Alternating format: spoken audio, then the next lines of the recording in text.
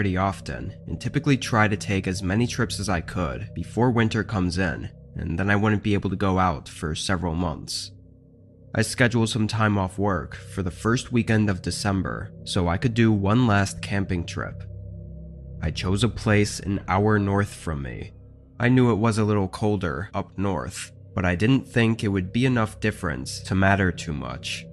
Besides, I was prepared with camping gear that was also rated for cold temperatures. I headed down there in the morning, arriving at the trailhead just a couple hours past sunrise. There were 2 other cars at the trailhead, one regular-looking minivan and one truck that looked like it'd been off-roading, with mud and scratches all over it. I parked and began down the trail. It was definitely chilly out, so I put my jacket and hat on. Not too long into it, I passed an older man with his kid who looked like they'd camped the night before, so that accounted for one of the cars. When I got to the campsite, I figured there would only be one other group or person there, but it was empty. Just a flat grassy spot near a flowing pond. No other tents or people. I sat my tent up on the edge near the trees.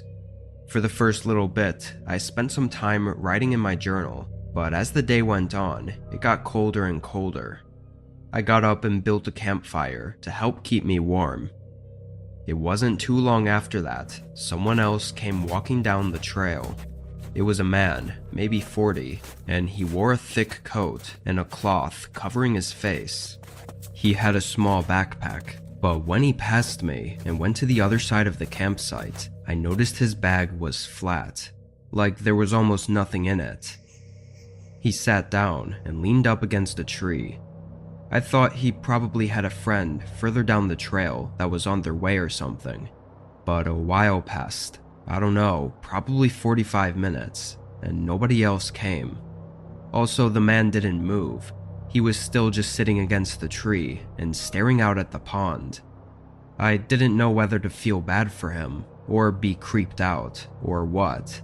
But then, kind of out of nowhere, he got up and started walking over to me. Once he got to the other side of the campfire, he stopped and sat down, smiling at me over the flame.